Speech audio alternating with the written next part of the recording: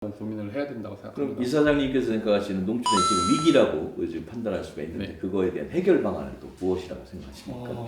뭐 이 해결 방안을 얘기하기 시작하면 뭐 한두 끝도 없을 것 같고 네. 또 제가 정말 뭐 해결할 수 있는 게 아니라고 생각은 하는데 가장 큰 문제는 저는 이 사회적 인센티브 시스템의 문제라고 생각을 해요. 유지가 되려면 결국 젊은 친구들이 농촌에 들어와서 그 안에서 일을 해줘야 하는데 네. 젊은 친구들이 농촌으로 들어올 수 있는 인센티브 시스템이 저는 거의 없다고 생각합니다.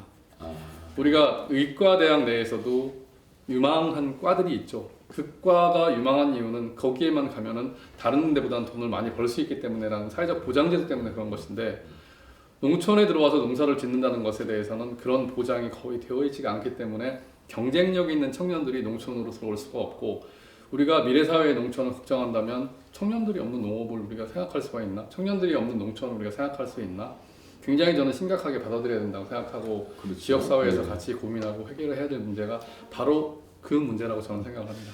이게 이제 산업화가 급속도로 팽창되면서 문제는 농촌에 있는 청년들이 수익 구조나 살아갈 수 있는 그 혜택 부분에 대한 어려운 부분들이 앞으로 더 심각해지는 부분 때문에 더 그런 게 아닐까요? 네, 뭐 비근한 예로 우리나라 농가소득, 그러니까요. 예, 농가소득 평균 농가소득이 혹시 얼마나 될 거라고 생각하십니까?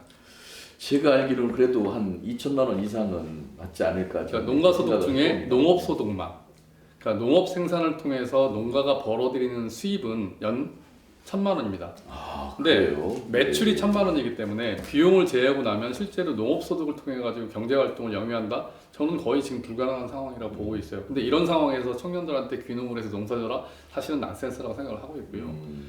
이 부분에 대해서 우리가 굉장히 심각하게 생각을 해야 되고 앞으로 그러면은 이걸 어떻게 해결하는 것이 우리 농촌, 우리 농업을 살리는 길인지에 대해서 정말 좀 뼈저린 고민이 저는 있어야 된다고 생각합니다. 이게 이제 기본소득에 대한 보장과 그 농촌의 경쟁력에 대한 부분들이 사실은 많이 좀 커버가 되지 않으면 지금의 농촌은 위기가 계속 가속화되지 않을까 이런 생각이 드네요. 네, 그럴 수밖에 없고 예. 뭐 우리가 경로 의존이라는 것을 늘 생각해야 되는데 우리가 네. 알고 있는 모든 선진국들은 예. 전부 농업 선진국들입니다. 아, 그리고 그런 농업 선진국이 될 수밖에 없는 또 하나의 이유는 그 나라의 농업과 농촌을 지속 가능하게 유지시켜줄 수 있는 젊은 농업인들을 지속적으로 양성하고 지원하고 있는 좋은 시스템이 있기 때문에 네. 계속 그 내용들이 이제 그렇죠. 유지되고 있는 것인데 이제 우리도 선진국이라고 하니까요. 그러면 우리나라의 농촌도 앞으로 그렇게 변해가야 하고 제가 외국을 다니면서 가장 부러운 것 중에 하나는 농촌 공간이 어떻게 저렇게 깨끗하고 이쁠 수가 있지? 정말 비닐 쓰레기 하나가 없고 깨끗하게 유지되어 있는 걸 보면서 너무너무 부러웠는데 우리도 이제 선진국이니까 우리나라의 농촌도 이제 그런 식으로 바뀔 때가 저는 됐다고 생각하고 그런 곳에서 경제활동을 할 수 있는 정말 경쟁력 있는 젊은 친구들이 들어와 줘야 되겠죠. 박도호와 함께 화이팅! 화이팅!